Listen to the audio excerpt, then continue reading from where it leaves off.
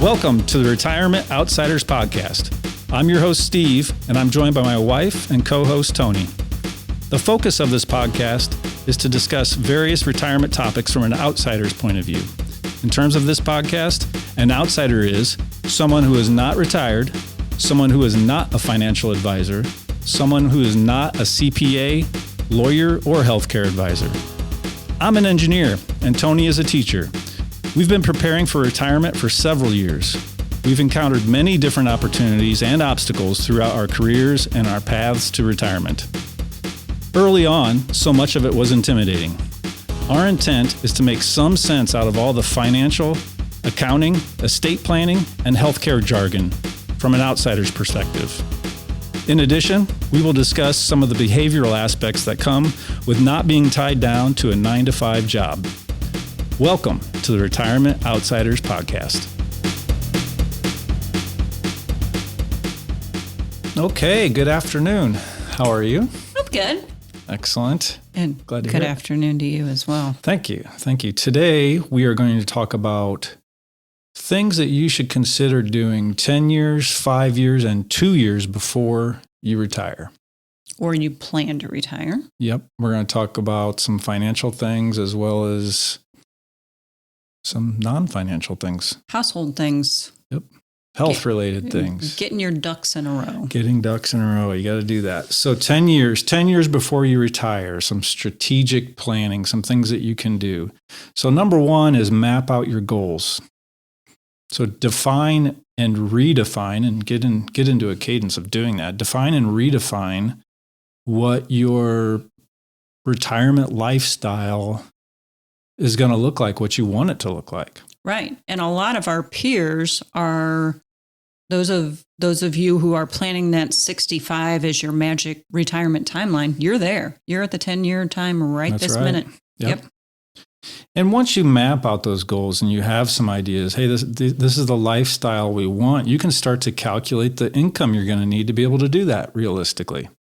What guaranteed income will you have when you retire? I say guaranteed. There's not many guarantees in life, but Social Security, if you want to count that as a guarantee or mostly a guarantee, that's one. A pension. Right. And I think the pessimists in the crowd can get all like, well, we're not going to know. And look at the world today. We've been doing that forever. Yeah, so, you can do some math and get a better idea of where you're at. So, look at that guaranteed or so-called guaranteed income that you should have at retirement. What's the gap then? How much money do you need, and what's the gap? And then, of course, what do you mean by gap? Well, if your income needs to have the retirement you want exceed the guaranteed income that you plan to have, how are you going to fill that gap? Okay. I was kind of thinking. Is it with just investments? Is it your 401k? Okay, I should be able to withdraw enough to make up that gap. But that's what you do. How do you close the gap? Do you have a part-time job? Do you have enough invested to close that gap? Okay. I was actually thinking about if you retire early, the gap there, but they're in some ways similar. Yeah, of course. Yeah. Next thing you can do is to help close that gap by the time you get to your retirement age, is maximize your catch-up contributions. So your 401k, 403b, once you turn 50 years old, between 50 and 59 years old, you can contribute more to your 401k. And you should do this if at all possible. Absolutely. Yeah, it's a good tax save while you're making the money.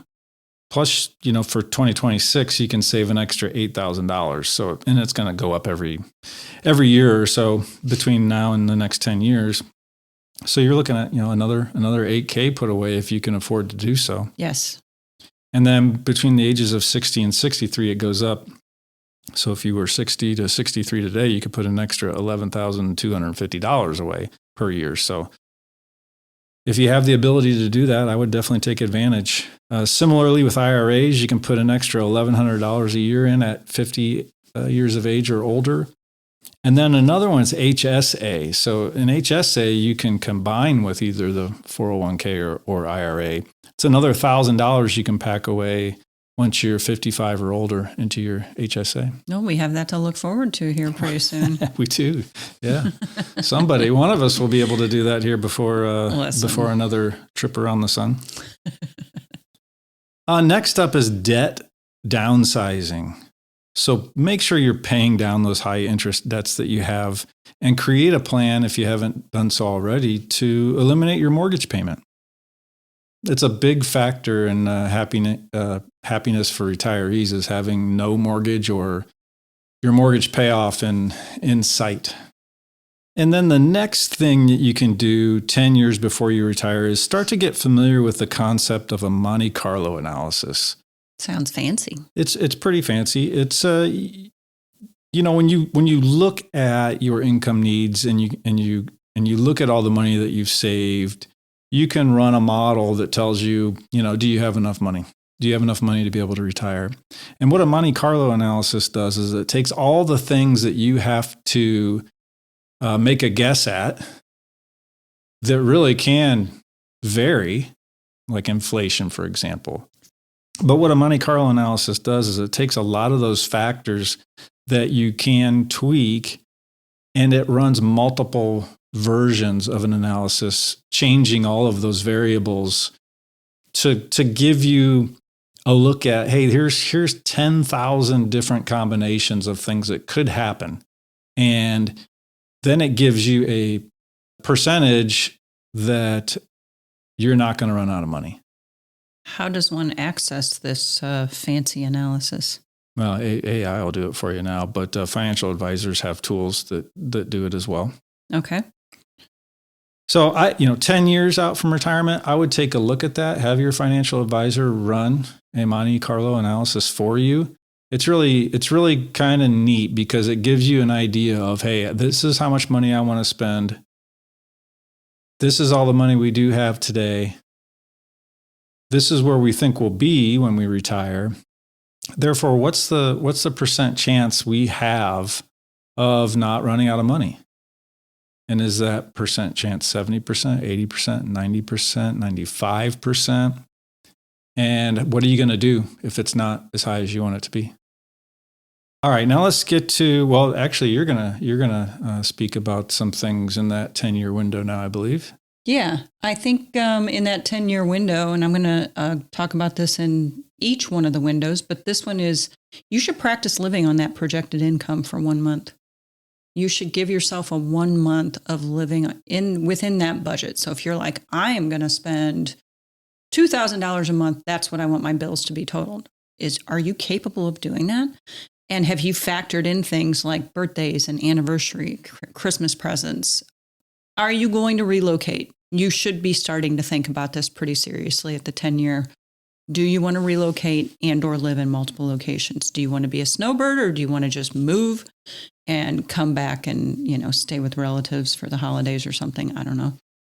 If you still have a room dedicated to your children or grandchildren, maybe start giving them their stuff. Get that out of the house. Start clearing the areas. And this is really difficult for some people and not so difficult for others. I found it particularly difficult when we made our first move out of our first house into the next house. And every time we've moved since, I've actually gotten too good at it. And there's been a couple things I've been sorry I got rid of. But go through storage areas if you've got closets or attics or basements full of stuff that you think you might someday want to get out, those old paintings from the 80s that you just loved so much. And now you think, well, I'm never going to put them up because I haven't put them up in 40 years. So let's get rid of these. If you need, and this is cathartic, and if you're not good at this, call up your friend that's not as sentimental as you and maybe have them help. If you need a new roof, or updating in your house. Maybe you have never updated your kitchen and you know it's outdated and you know in the next 5 years you want to sell that house. Maybe do it now so you can enjoy it for a little while. And this is a difficult question, but I'm going to ask it and I'm going to talk about it more. And that is, how is your health? Are you taking care of yourself? Do you have a fitness plan? Do you regularly exercise? How mobile are you? What are your dietary habits? What is your relationship with alcohol? These are things that you need to start thinking about before retirement, because they can impact your happiness in retirement. Because if you're not a mobile person, you spend the best part of your day in front of a television set, then you're going to want to start working on altering those habits, because they are habits. And as you probably know at this point in your life, habits are not easy to change. So I think at 10 years, you definitely want to take some inventory of what you're doing and start fixing that.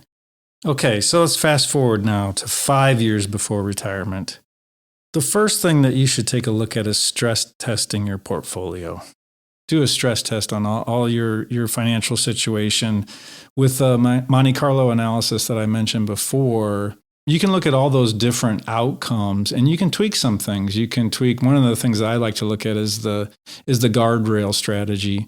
So essentially a guardrail strategy is, in bad economic times, when the market is down for maybe a handful of years, are you able to dial back your spending so that you can get through that point without having to sell as much of your investments to pay the bills? So how much of your retirement spending is required spending versus how much of it is for fun? And how willing are you to pull some of that fun back if there's a bad 5 or 10 year stretch? And I didn't think about that, but what do you do with the leftover money? So let's say you've got a really good budget and you've been practicing and doing some things, and you find yourself at the end of the month with a chunk of money left on the regular. So maybe you've been practicing this and doing this regularly.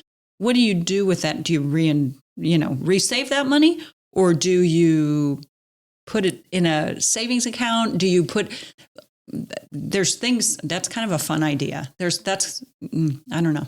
I'm kind of enjoying that thought. Okay. So refining your income plan at that 5 year mark can be really helpful as you look at that Monte Carlo analysis, as you've practiced living at a particular budget at that 10 year mark or between the 5 and 10 year mark. What are the things that you really need? At 10 years, you might have had different ideas than what you're starting to have at 5 years, especially if the 10-year idea requires you to work a lot longer than what you were really hoping to work. So you start thinking about trade-offs. What are you willing to trade off? What kind of security are you willing to trade off? What kind of fun are you willing to trade off in bad economic times? The next thing is to assess your healthcare options. So a lot of us are going to try to retire early before Medicare kicks in. So what are some of those options that you can look at if you're not going to be at the age for Medicare when you retire? So the first option is probably the easiest to do is the COBRA option. So most companies offer COBRA insurance after you leave the company. It's very expensive, not a great option, but it can be an option to bridge a gap if you're trying to get something else set up and run out of time. You can always look at a COBRA option. Okay. The Affordable Care Act, there are a ton of options with the Affordable Care Act, and you can look at what that would really cost you in retirement. There's actually a really good website called kff.org where you can go in and put your information in, your age, how many folks are in your family, what your income is going to be when you retire, and it will spit out a good number for what you can expect to pay for health insurance through the Affordable Care Act. And it gives you a number of different options. So it will help you as you're trying to budget in that 5 year window out from retirement, so you have a decent idea of what that healthcare is going to cost you. Another option is to look at your employer. Some employers offer the ability to buy into their group health insurance even after you don't work for them anymore. Oh, really? I know your job does that. Huh. It's very expensive. It's much more expensive than what you're going to get through the Affordable Care Act, assuming your income is just retirement income, so much less than what it would have been in your working years. Is that the amount that's on my paycheck, the employer pays amount? Do you know what I mean? No. Okay. No, the last time I looked at yours, there's a couple of different options, but for a family, so 2 people or more, it's over $2,000 a month, which is very, very expensive. You want to go to one of these websites. Again, that website I was referring to is kff.org. It's a great little website. You just put your info in, what you think your income is going to be, and it spits out roughly what the cost is going to be. So it gives you a ballpark of where you'll be at. And honestly, if you're close to retirement, I'm guessing a lot of your friends have or are also in that same wheelhouse. Maybe they've got suggestions. I know there are people that can help with the healthcare stuff that you can go to, and they can show you like different plans and what works best. There's healthcare advisors that'll do that for you, and it's free for you. They get paid from the healthcare companies, so you wouldn't expect to have to pay anything for that. But I would caution you to listen to what your friends tell you, because people love to point out that they got the best deal. They got the ultimate plan. They got this, they got that. Everyone's situation is a little bit different. Your health situation is going to be different. So there really isn't a best plan, the right plan, period. It all depends what, risk you want to take, what your health situation is, and what you're willing to pay. And that kind of goes back to my 10-year plan of getting your health into some level of control. Yeah, for sure. Next up is to plan for major purchases like a retirement home or car, anything you're considering purchasing or fixing up, potentially your house. That 5-year mark would be a great time to start planning that out and actually pull the trigger on some of those things, so that as you're approaching retirement, you're able to, save that much more, and you're not worried about your 25-year-old roof or your car that's got 280,000 miles on it. Right. Like right now, we have a car that's 5-6 years old, and our phones are kind of at the top of the age window, and we're wondering how long can we wait with those things and get it closer to retirement so that we're making those big purchases. Yeah. But we also have new phones and a new car going into retirement. Lastly, review your estate plan. Make sure your beneficiaries are updated. Sit down with an estate planning attorney if you need to, but at a minimum, go through your accounts. Make sure everything's updated. Things happen. People pass on earlier than you thought they would, and they no longer are an option potentially. So make sure you look through that. Make sure your beneficiary list is updated. Okay. All right. At the 5-year window, you should try living on your projected income for 6 to 12 months. And we're assuming that projected income is less than your current income, right? Right. We should note that. Right. We don't want you to try living at a higher income to see how that works out. I think everybody knows how that would work out. Yeah, maybe a bad idea. I don't know. Yeah. Do a more formal assessment of your health and ask yourself, is a knee a problem? Has it been a problem for the last 3 years, and you're sort of ignoring it and hoping that knee pain will go away? Meanwhile, you've been spending more and more time sitting on your couch, kind of thing. Maybe go see a doctor. Maybe if there's something that needs to be done, use your health insurance that you get through work today instead of waiting on that. What medications are you taking? Are you on a regular medication schedule for your diabetes or for your blood pressure or whatever? Are those things that you can minimize? How about your weight, fitness? Are you developing a plan? If you didn't do anything about it at the 10-year mark, consider hiring a trainer or a dietitian. If you've got really good health insurance, sometimes they'll pay for that as well. Yeah. One of the really cool things my company does, I work for a pretty big school district, is they have yearly like blood checks, and they run a full blood analysis, and they give you actual people that are employees of the district, and they do all of that stuff. I've never taken advantage of that because I do a pretty good job of going and getting that done on my own with my own doctors. But I know probably half the people I work with take advantage of that. Yeah, it's a great idea. It is a great idea. So if you work for a larger company, you probably have something like that in place. Same thing. Do you have an employment assistance program? Are you walking around with some psychological baggage that has just not really ever gone away? And that's why you're overeating, or that's why you're over drinking, or whatever. And these aren't fun topics, but they're real. And if you want that retirement, that dream retirement, these are things that you want to take care of and have under control before you go into that situation. Well, speaking of fun topics, 2 years before retirement, now we're getting real, right? 2 years. So take a look at your tax strategy 2 years out. If there's a fun topic, it's taxes. I love it. Idea of fun. No, take a look at your tax strategy. What's your income going to be? Where's your income going to come from? What tax situation is that going to create for you? And is it the right way to do things? 2 years out, you can still make some different choices. So take a look at your tax strategy. Next, rank your healthcare coverage options with all of your updated info. So we talked about some different options. What is the right option for you at this point? What's it starting to look like? It should be getting clearer and more clear. And like we talked about, there are healthcare advisors that can help you with this. But now's the time. 2 years out, you gotta start looking at things there. Next is another test run of your budget, but this one's a little bit more serious. We've been talking about doing this at 10 years, at 5 years, but try living at that anticipated retirement income. See if that is sustainable. Yeah, do it. Serious, do it. And maybe whether the situation arises or not, look at what would you do in a guardrail situation if the economy did head south. How far can you dial it back and still be reasonably happy? What is that bottom number just to pay the bills and really limit your expenditures?